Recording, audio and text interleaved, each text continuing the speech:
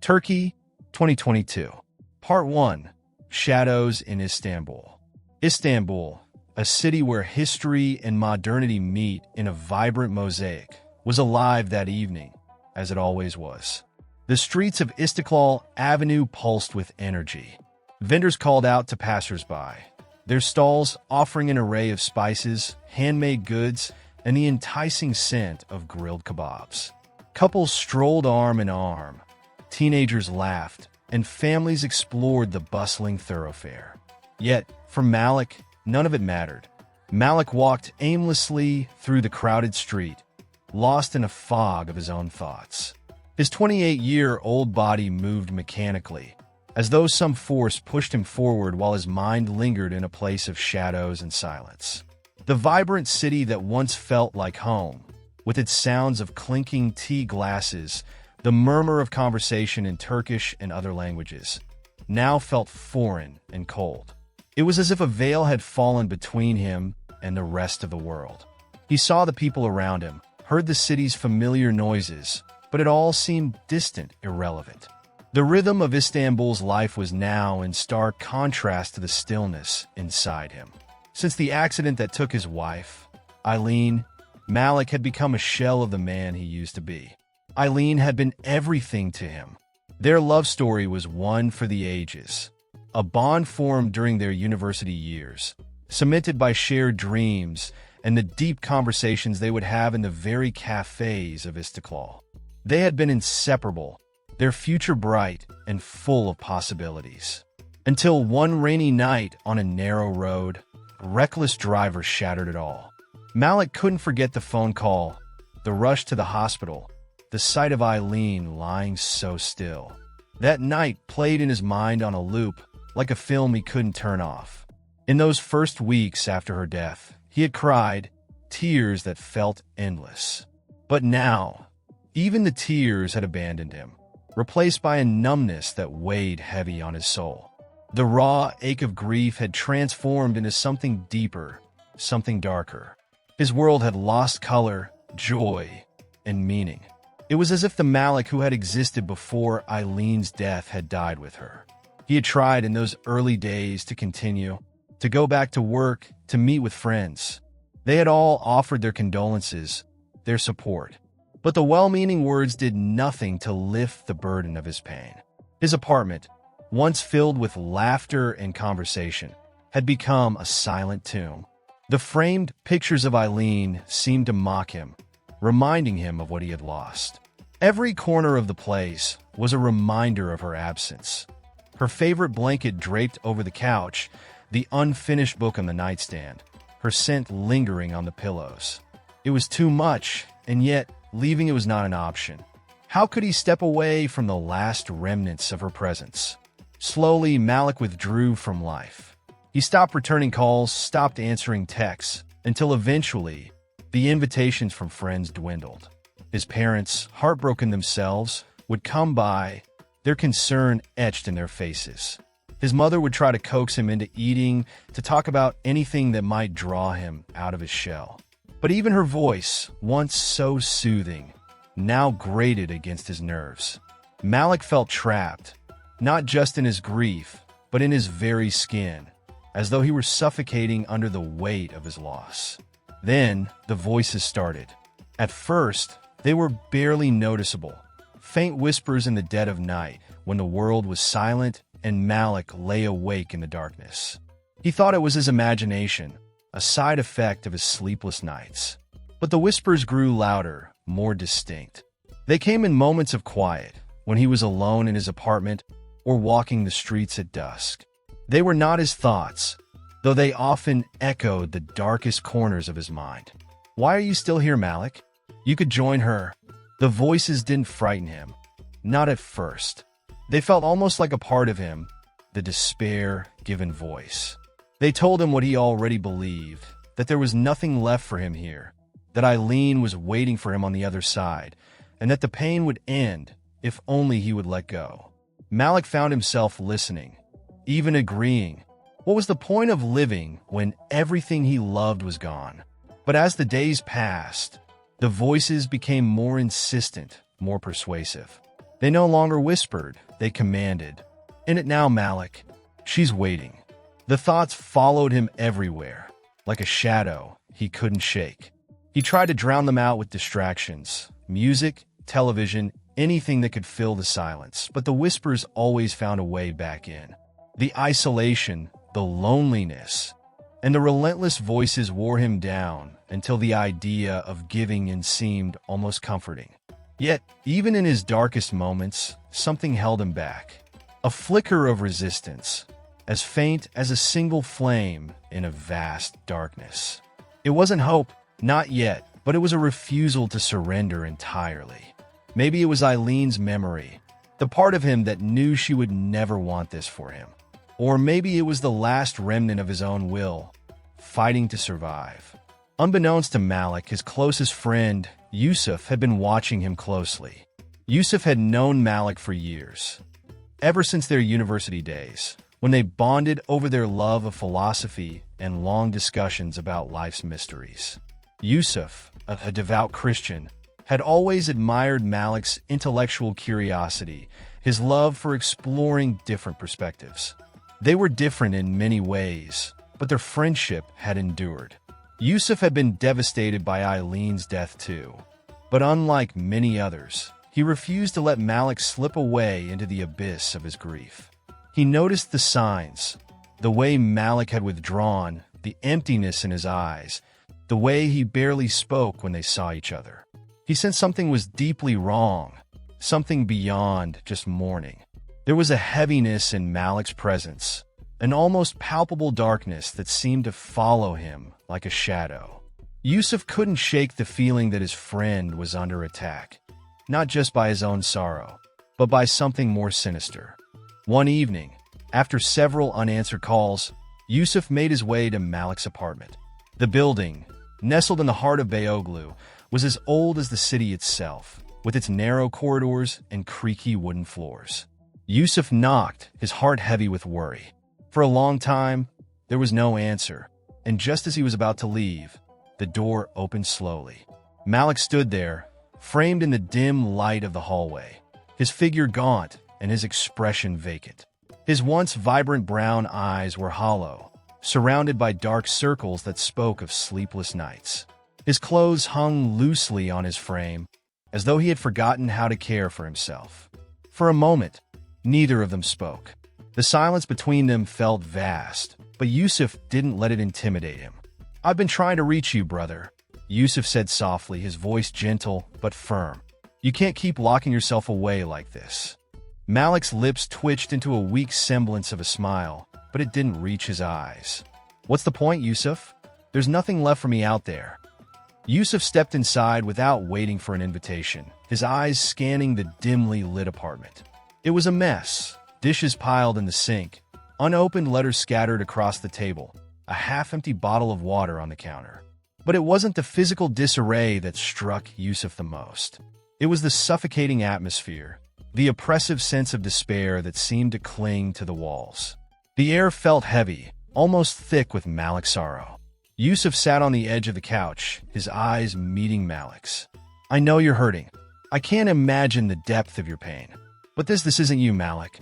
Something else is going on here. I can feel it." Malik looked away, his expression hardening. "What do you mean?"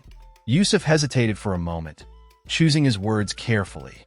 "I don't think this is just grief. I think something darker is feeding off your pain. You're not alone in this, Malik. You don't have to fight this by yourself." For the first time in weeks, something flickered in Malik's eyes, a spark of recognition, a hint of vulnerability. He had felt it too, the presence of something more, something evil, but admitting it aloud felt like giving it power. He wasn't ready for that. Not yet, but deep down, he knew Yusuf was right. Part 2. A Friend's Faith. The early morning light struggled to make its way through the thick curtains of Malik's apartment. It painted the room with faint lines of gold, highlighting the layers of dust that had settled on bookshelves and furniture. It was as if time had frozen inside these four walls, the life that once filled the apartment now replaced by a suffocating stillness. Malik had long since abandoned any effort to maintain his surroundings.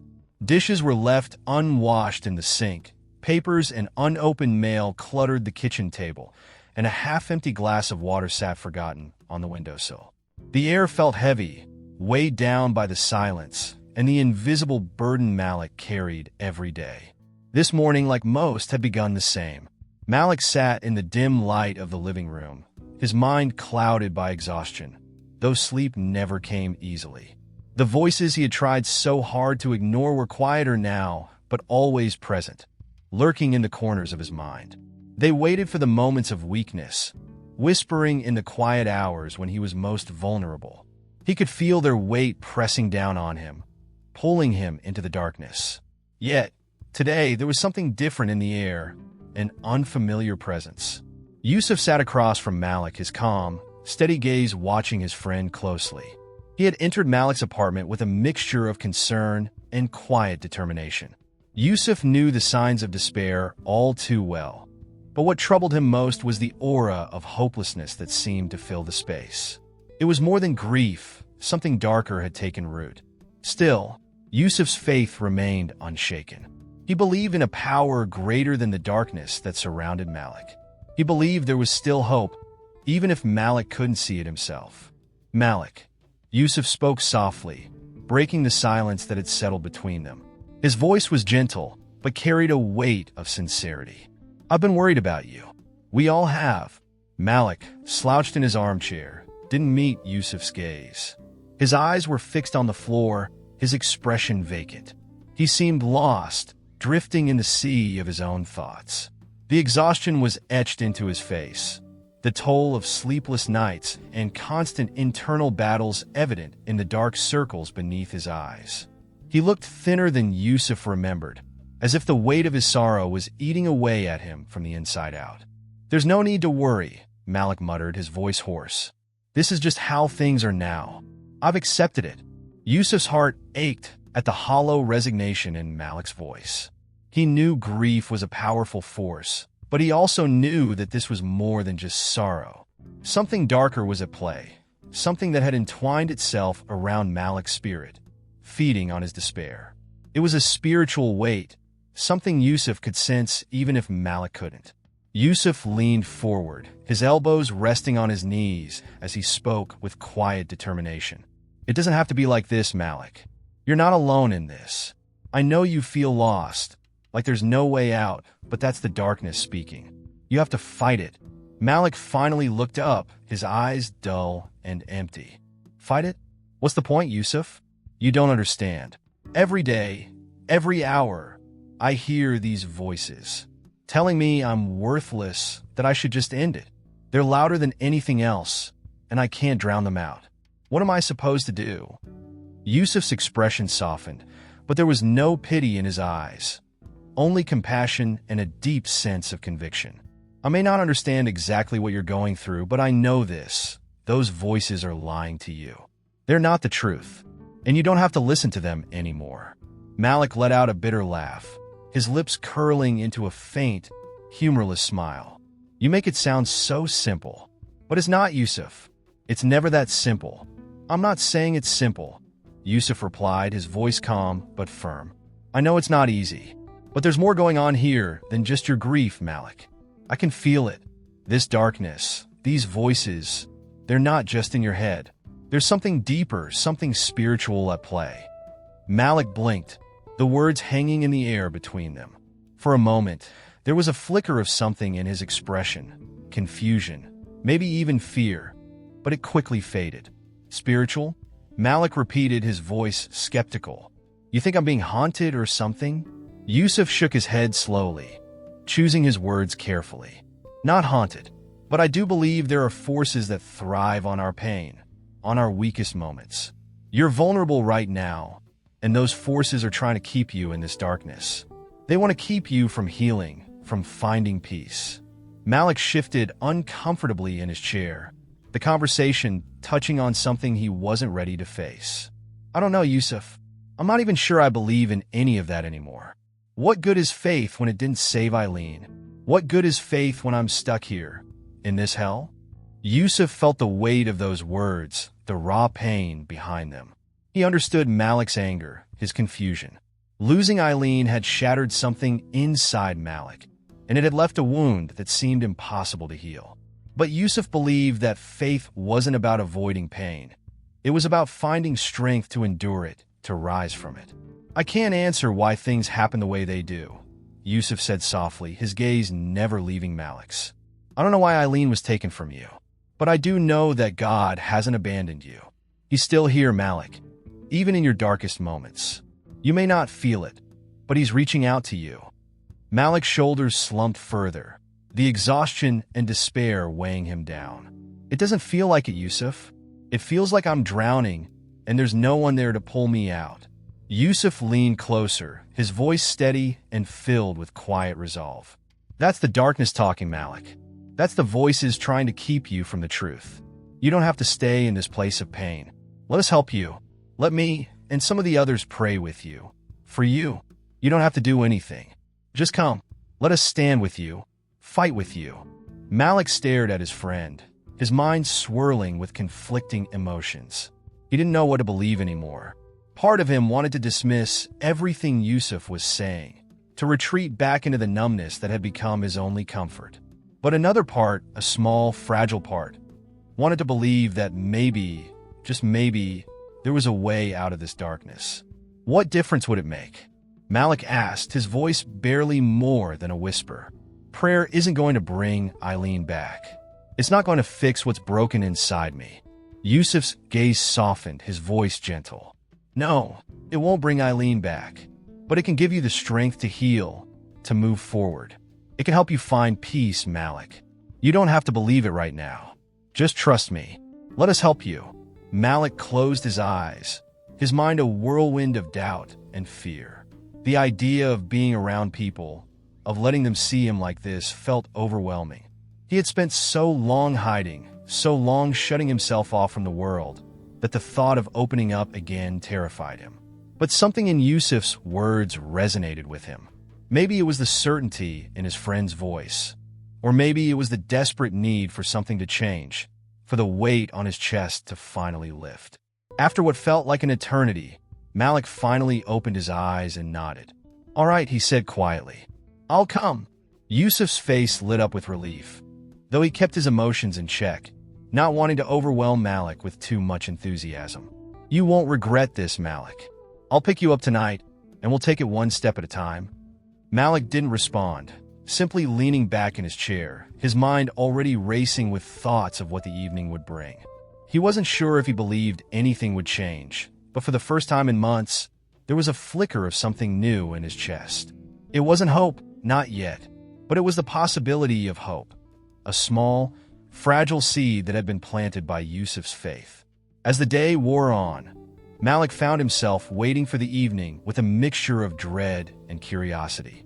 Part of him was afraid of what might happen if he let himself feel again, if he opened the door to the emotions he had buried for so long. But another part of him, the part that still remembered what it felt like to be alive, to feel something other than numbness, longed for release. Longed for the voices to stop. Longed for the darkness to lift. And maybe, just maybe, tonight would be the first step toward finding that release. Part 3. The darkness revealed. The air outside Yusuf's house carried the warmth of a fading afternoon, tinged with the salty breeze from the Bosphorus. The sun dipped lower, casting long shadows on the streets of Istanbul, but within the walls of Yusuf's home, the atmosphere was starkly different. It was calm, peaceful, and full of anticipation for the evening ahead. Yusuf's house, a modest two-story home tucked away in a quiet neighborhood, had always been a place of warmth and refuge. The living room, where Malik now found himself standing awkwardly, was filled with the soft glow of the golden hour, filtered through curtains that gently swayed with the breeze. The walls were adorned with simple artwork, images of nature, a cross that hung over the fireplace, and framed photographs of Yusuf's family and friends. The scent of freshly brewed tea lingered in the air, and the sound of soft conversations filled the space as several people gathered around. Malik stood just inside the entrance, feeling out of place. He had agreed to come, but now that he was here, a wave of discomfort washed over him. His heart beat heavily in his chest, and for a moment he thought about turning around and leaving.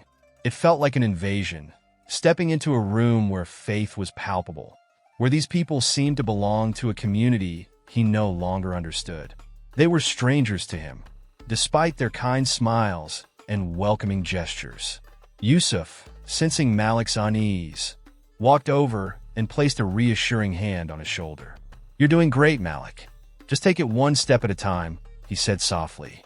His voice, as always, was calm, and somehow that made everything feel a little more manageable. Yusuf introduced Malik to the small group. There were only 5 of them, all close friends of Yusuf. There was Ice, a woman with kind eyes and an ever-present gentle smile. Simel, a man in his 40s who spoke with a quiet authority and carried a calm confidence in his faith. And Layla, a younger woman who seemed to radiate peace.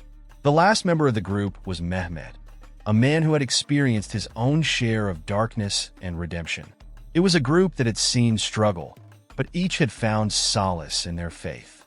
They greeted Malik warmly, but they didn't overwhelm him with questions or expectations. They seemed to understand that he was fragile, like a bird with a broken wing, and they treated him with care. "We're glad you're here," Ice said, offering Malik a cup of tea. "No pressure at all. We're just going to be with you tonight." Malik took the cup, but his hands trembled slightly as he raised it to his lips. He appreciated their kindness, but part of him couldn't help but feel like an outsider, like he didn't belong in this circle of faith. He wasn't sure why he had agreed to come in the first place. What difference could prayer make in a heart that felt so shattered? The group gathered around the coffee table, sitting in a loose circle, with Malik hesitating at the edge. He sat down next to Yusuf, his body tense, his mind racing. The familiar whispers were there, lurking just below the surface, mocking him even as he sat in this place of peace. "They can't help you. No one can." Yusuf spoke first, his voice calm and steady. "Malik, we're here for you. Tonight, we're just going to pray for peace, for freedom from the things that have been weighing you down. You don't need to do anything but be here. We're going to stand with you." The room grew quiet as the group bowed their heads, and the soft murmur of prayer began to fill the air. At first, it was disorienting for Malik. He had grown distant from faith after Eileen's death, so the act of being surrounded by prayer felt strange, almost surreal. But there was something in the way they prayed, in the calmness, the assurance, that began to stir something inside him. The words were simple, but they were spoken with conviction. "Lord, we ask for your presence here tonight. We ask for your peace to wash over Malik, to lift the heaviness that has burdened him for so long.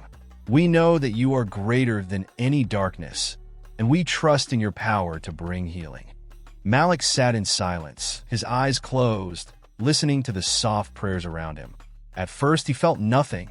His mind was still clouded with doubt, and the voices still lingered in the corners of his thoughts. He wondered what they were doing, why they were even trying. Was this just another futile attempt to fill the void that had consumed him? But then something began to shift. The room seemed to grow warmer, the air thicker with an energy that Malik couldn't explain. It wasn't frightening, but it was palpable, like a weight that settled over the room. But this weight was different from the oppressive darkness that had followed him for so long. This was something else, something powerful. As the prayers continued, Malik's body tensed. He wasn't sure why, but he could feel a strange pressure building inside him, as if something was pushing back against the peace that tried to enter. His breath quickened, and his hands clenched tightly around the cup of tea. The whispers in his mind grew louder, more insistent, as if they were fighting to keep their grip on him. "Leave! Get out! You don't belong here!" His heart pounded in his chest, and he felt the familiar pull of despair trying to drag him back under. But this time, something was different. This time, there was a presence in the room that pushed against the darkness, something that refused to let it take hold. Suddenly, Malik's body jolted. It wasn't a dramatic movement, just a slight shudder, but it was enough to catch Yusuf's attention. Yusuf glanced at Malik, concern flashing in his eyes. The group continued to pray, their voices growing stronger as they sensed the tension building in the room. Malik's breathing grew shallow, his mind racing with confusion and fear. He wasn't sure what was happening, but he could feel the battle inside him intensifying. The darkness, the whispers, they were clawing at him, trying to pull him back into the void. But the prayers were like a shield, blocking their path, holding them at bay. Yusuf placed a hand on Malik's shoulder, his voice firm but gentle. "Malik, you don't have to fight this alone. You're not alone." The moment Yusuf touched him, something inside Malik snapped. His body convulsed slightly, and a low, guttural sound escaped his throat. His vision blurred, and for a moment, it felt as if the entire room was spinning. The whispers were deafening now, screaming in his mind, but the prayers grew louder too, drowning them out. Malik's body trembled as if caught between two forces, and for a brief moment, he felt as though he was being torn in two. The pressure inside him built to an almost unbearable level, and then, just as suddenly as it had started, everything stopped. The room fell into an eerie silence. The prayers ceased, and the energy in the room seemed to dissipate, leaving behind a stillness that felt both heavy and light. Malik slumped in his chair, his body exhausted, his mind reeling from the experience. Yusuf remained at his side, his hand still resting on Malik's shoulder. "It's all right, Malik," he whispered. "You're safe now." Malik's eyes fluttered open, his vision still hazy. He didn't know what had just happened, but for the first time in months, the voices were silent. The darkness that had followed him so relentlessly seemed to have lifted, if only slightly. He wasn't free yet, but something had shifted, something had begun to change. He looked around the room, at the faces of the people who had prayed for him, and for the first time in a long while, he felt lighter. It wasn't peace, not yet, but it was something close to it. A small glimmer of hope, fragile and faint, but real nonetheless. "Thank you," Malik whispered, his voice barely audible. Yusuf smiled, his eyes filled with compassion. "This is just the beginning, Malik. There's more to come, but you're not alone in this. We'll walk with you, every step of the way." Malik nodded, his body still weak, but his heart a little stronger. For the first time in months, he believed that maybe, just maybe, there was a way out of the darkness. Part 4. The Battle for Malik's Soul. As the evening deepened, the air inside Yusuf's house became heavy with a sense of anticipation.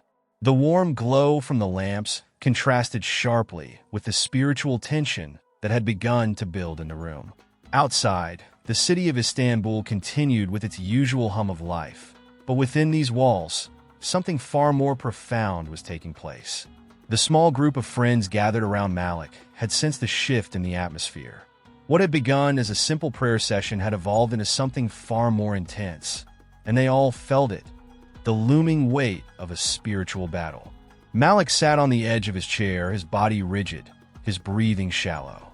He could feel a pressure in his chest that was almost suffocating. His thoughts raced, a whirlwind of fear and doubt swirling in his mind. It felt as though something dark and insidious was tightening its grip on him, fighting to stay embedded in his soul. It was the same darkness that had haunted him for months, whispering lies and pushing him closer to the edge. But now, that darkness was being challenged, and it did not want to let go. The room was still, save for the soft murmurs of prayer that surrounded Malik. Yusuf, seated beside him, kept a steady hand on his friend's shoulder, his own heart racing, though his faith remained unwavering. He had been in situations like this before. He had seen the power of darkness, but had also witnessed the triumph of light. He knew this was a spiritual battle, one that required more than just words. It required faith, determination, and a belief in something greater than the forces at play. The group continued to pray, their voices rising and falling like waves.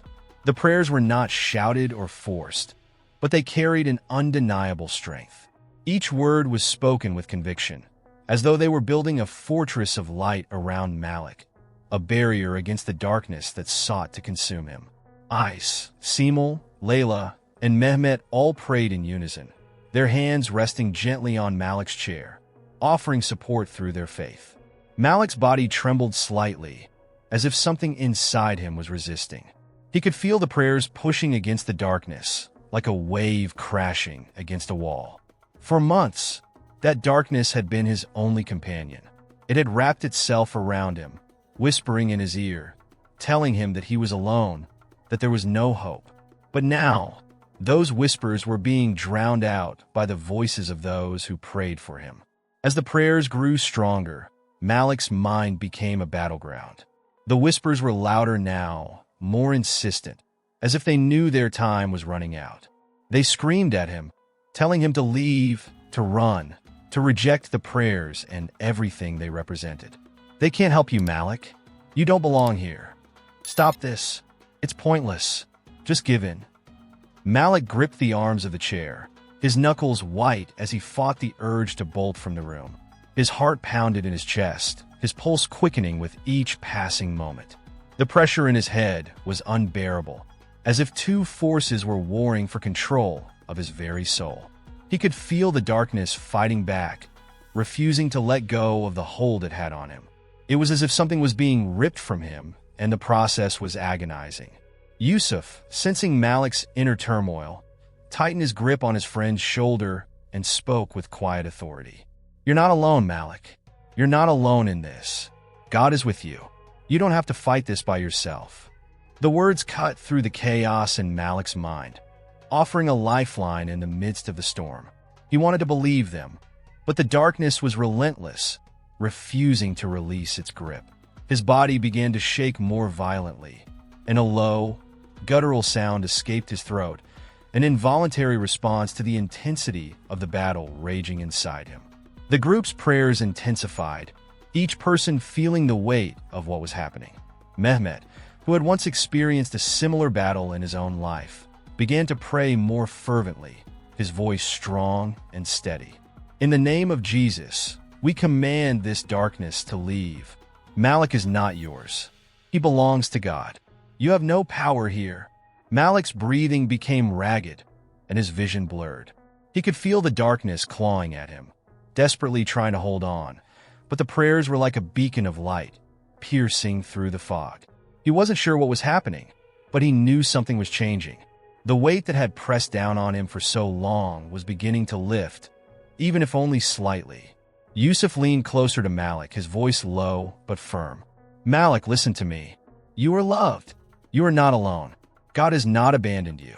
He is here, right now, fighting for you. You just have to let him in." Malik's mind was a blur, the words swirling around him like a storm. He had spent so long in the darkness that the idea of stepping into the light felt foreign, even frightening. But there was something in Yusuf's words, something in the prayers that surrounded him, that made him want to believe it was possible. His body convulsed again, and a choked sob escaped his lips. The darkness fought harder, screaming at him, but Malik could feel its power weakening. The prayers continued to wash over him, relentless and unyielding, like waves crashing against the shore. And with each wave, the grip of the darkness loosened. In that moment, something broke. It wasn't a dramatic shift, but rather a quiet release, like a door being opened after being locked for too long. Malik felt it. The weight that had suffocated him for so long was lifting. The darkness that had whispered in his ear was retreating. His body slumped in the chair, exhausted, but the tension that had held him captive was gone. The room fell silent, the prayers ceasing as the intensity of the moment passed. The air was thick with the after-effects of the battle that had just taken place, but there was also a sense of peace, a stillness that filled the space. The group remained where they were, their hands still resting on Malik's chair, but their faces were filled with quiet relief. Malik's eyes fluttered open, and for the first time in what felt like an eternity, he breathed deeply. The voices that had haunted him for so long were gone. The darkness that had clung to him like a second skin had retreated. He wasn't sure what had just happened, but he knew that something had changed. Yusuf sat beside him, his face filled with compassion and quiet triumph. "How do you feel?" he asked softly. Malik took a moment to find his voice, his mind still processing the experience.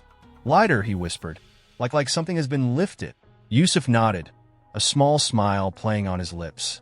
"That's the power of God, Malik. The darkness doesn't have control over you anymore." Tears welled up in Malik's eyes, but they weren't tears of sorrow. They were tears of relief, of gratitude, of hope. He had spent so long in the grip of despair that the idea of being free from it had seemed impossible. But now, sitting in this room surrounded by people who had prayed for him, who had fought for him, he realized that freedom was within reach. He wasn't completely healed. There was still a long road ahead. But for the first time in months, Malik felt as though he could breathe again. The oppressive weight that had crushed him was gone, and in its place was a small but growing sense of peace. The group stayed with Malik for a while longer, offering quiet support and encouragement. They didn't overwhelm him with words, but their presence was enough. Malik could feel their faith, their belief in something greater. And for the first time in a long time, he felt as though he might be able to believe in it too. As the evening drew to a close, Malik stood up, his legs shaky but steady. He looked around the room at the faces of those who had prayed for him, and a sense of gratitude filled his heart. "Thank you," he said quietly, his voice thick with emotion. Yusuf smiled and placed a hand on his shoulder. "This is just the beginning, Malik. There's still a journey ahead, but you don't have to walk it alone." Malik nodded, his heart full. He wasn't sure what the future held, but for the first time in a long while, he was ready to face it. The darkness had been defeated, and in its place, there was light. Part 5. A New Beginning.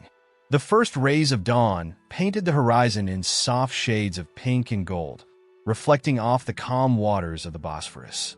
The city of Istanbul, with its minarets and ancient rooftops, slowly awakened to the rhythm of a new day. The waterfront was quiet at this early hour, save for the occasional sound of boats drifting lazily across the strait. It was here, along the banks of the Bosphorus, that Malik found himself standing, watching the world stir to life, and yet feeling, for the first time in months, at peace. The events of the previous night had left him exhausted, his body and mind drained from the intensity of the spiritual battle he had faced. Yet, as the morning light touched his skin, there was a new sense of clarity in his mind, a lightness in his chest that he hadn't felt in so long. The voices, the ones that had tormented him day and night, were gone. It was as if the oppressive darkness that had weighed him down had been lifted, and now he could finally breathe. Malik stood near the edge of the water, watching the gentle ripples as the light breeze danced across the surface. His thoughts were quieter now, more settled, though the memories of the struggle remained vivid. He could still feel the tension in his muscles, the way his body had convulsed, as if something had been physically torn from him. The battle for his soul had been real, tangible, and the prayers of Yusuf and his friends had been the shield that protected him. But now, that battle was over, and though Malik knew that his journey was far from complete, he had taken the first step toward healing, toward redemption. He felt for the first time that maybe, just maybe, there was a future for him after all. The sound of footsteps approaching broke Malik's reverie. He turned to see Yusuf walking toward him, a warm smile on his face. Yusuf had always been a constant presence in his life, but after last night, Malik felt an even deeper connection to his friend. Yusuf had stood by him, unwavering in his faith, even when Malik had given up on everything. It was because of Yusuf and the group that had prayed for him that Malik was standing here now, whole in a way he hadn't been for months. "Couldn't sleep?" Yusuf asked gently, coming to stand beside him at the water's edge. Malik shook his head, but there was no exhaustion in his voice. "No, but it's different. I feel lighter, like I can finally breathe again." Yusuf nodded, his expression thoughtful. "That's the grace of God, Malik. He never abandoned you, even when you thought you were alone. He was always there, waiting for you to turn to him." Malik's gaze shifted back to the water, the soft rhythm of the waves calming his spirit. "I never thought I could feel this way again," he admitted quietly. "After Eileen died, I was certain there was nothing left for me. I thought I would be trapped in that darkness forever." Yusuf's voice was calm, filled with the quiet wisdom of someone who had seen others walk through the same valley of despair. Grief has a way of making us believe that the pain will never end, that we're alone in our suffering. But the truth is, God never leaves us. Even in the depths of our pain, He is there, waiting to bring us out of it. Malik turned to Yusuf, his expression one of both gratitude and vulnerability. "I didn't believe it was possible.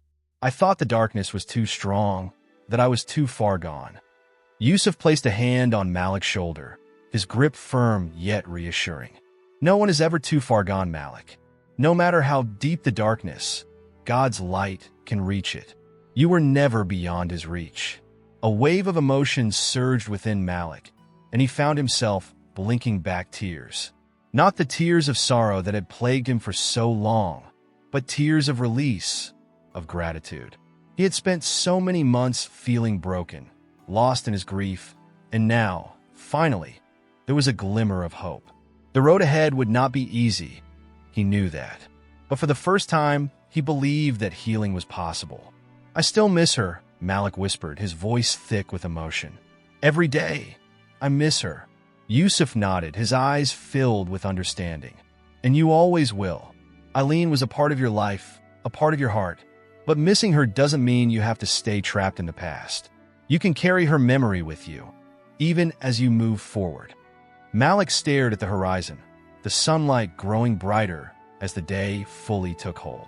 It feels strange thinking about a future without her. I don't know what that looks like. Yusuf smiled gently. None of us knows what the future holds. But you're not walking into it alone. You have your faith, and you have people who care about you. One step at a time, Malik. That's all you need to take. For a long moment, they stood there in silence, watching the boats move slowly along the Bosphorus. The world felt new, different, as if Malik was seeing it through fresh eyes. The colors seemed brighter, the air clearer.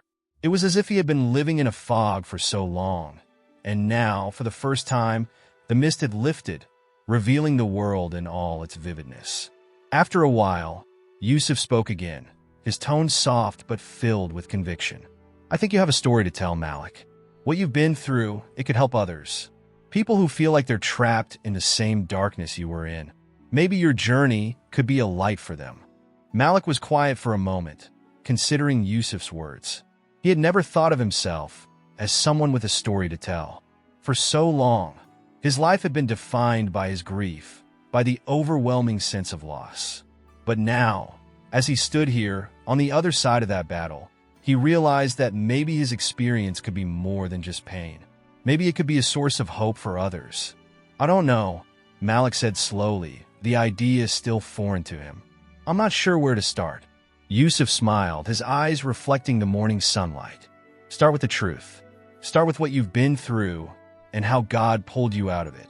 You don't have to have all the answers. Just share your journey. Malik nodded, though the thought still felt daunting. But deep down, he knew Yusuf was right. There were others out there, people like him, who were lost in their own darkness, feeling as though there was no way out. If sharing his story could help even one person, it would be worth it. As the morning wore on, the two friends walked along the waterfront, their conversation shifting between moments of silence and deeper reflections. There was still much for Malik to process, still wounds that needed time to heal. But as they walked, he felt a new sense of purpose beginning to stir within him. When they finally parted ways, Malik stood alone for a moment, watching the sunlight dance on the water. He closed his eyes, breathing in the crisp morning air, and in that moment, he prayed. It wasn't a long or elaborate prayer, but it was genuine, an expression of gratitude, of surrender. Thank you, he whispered, his voice barely audible.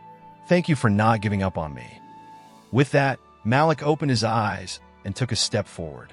The path ahead was uncertain, but for the first time in a long time, he wasn't afraid.